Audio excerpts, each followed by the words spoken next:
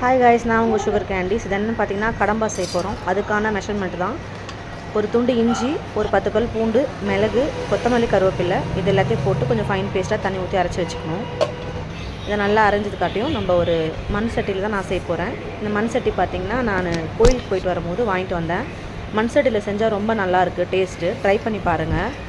மண் சட்டி நல்லா காஞ்சதுக்கப்புறமா எண்ணெய் ஊற்றிட்டு எண்ணெய் காஞ்சதுக்கு கடுகு போட்டுட்டு கடுகுக்கு அப்புறம் கருவேப்பிலை போட்டுக்கணும். இந்த கருவேப்பிலை நல்லா பொரிஞ்சிக்கணும். நான் 1/2 கிலோ கடம்பா எடுத்திருக்கேன். அதனால ஒரு பெரிய வெங்காயம் 2 வெங்காயமும் தக்காளி 2 எடுத்திருக்கேன். வெங்காயத்தை அதில் போட்டு நல்லா வதக்கிக்கணும். வெங்காயம் நல்லா சுருண்டு வரணும், வர வரைக்கும் நல்லா வதக்கிக்கணும். கடம்பா பார்த்திங்கன்னா ரொம்ப உடம்புக்கு நல்லது. இது எல்லாருமே சாப்பிடுவாங்களான்னு தெரியல, ஒரு சிலர் சாப்பிட மாட்டாங்க. பட் ஆனால் இது ரொம்ப நல்லது உடம்புக்கு. வெங்காயம் நல்லா இந்த ஸ்டேஜ் வரைக்கும் நல்லா வதக்கணும். இந்த ஸ்டேஜ் வந்ததுக்கப்புறமா தக்காளி ஆட் பண்ணிக்கலாம். தக்காளி நல்லா வதங்கணுன்றதுக்காக கூட கொஞ்சம் உப்பு கூட ஆட் பண்ணிக்கலாம். ஆட் பண்ணிவிட்டு இப்போ அதையும் சேர்த்து நல்லா வதக்கிட்டு தட்டு போட்டு மூடி வச்சிட்டோம்னா நல்லா கொஞ்சம் வெந்து வந்துடும் தக்காளி. அப்போ நம்ம நசுக்கி விட்டால் சூப்பராக இருக்கும். கடம்பா பார்த்திங்கன்னா நமக்கு லேடிஸ்க்கு ரொம்ப பேக் பெயின் அந்த மாதிரி பிரச்சனைலாம் இருக்கும் இல்லைங்களா, அது இது முதுகு எலும்புக்குலாம் ரொம்ப ஸ்ட்ரென்த்து சொல்லுவாங்க. இடுப்பு வலிக்கு கூட ரொம்ப ஸ்ட்ராங்குன்னு சொல்லுவாங்க. அதனால் இதை நம்ம அடிக்கடி உணவில் சேர்த்துக்கணும், ரொம்ப நமக்கு நல்லது.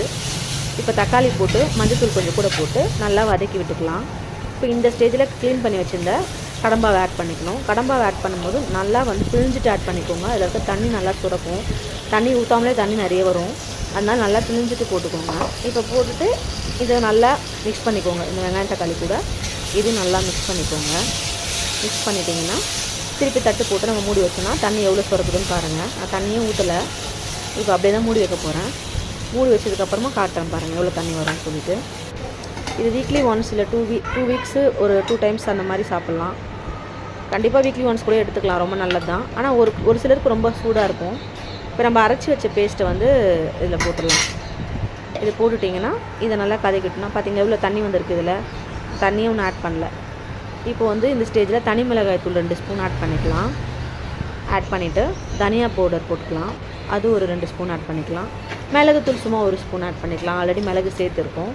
இதை இப்போ சேர்த்து விட்டுட்டு எண்ணெய் வேணும்னா நீங்கள் ஆட் பண்ணிக்கலாம். கொஞ்சம் எனக்கு கரெக்டாக இருந்துச்சு, நான் ஸ்டார்டிங்லேயே கொஞ்சம் எக்ஸ்ட்ராவாக ஊற்றிட்டேன். இருந்தாலும் வேணும்னா கொஞ்சம் ஆட் பண்ணிக்கலாம்.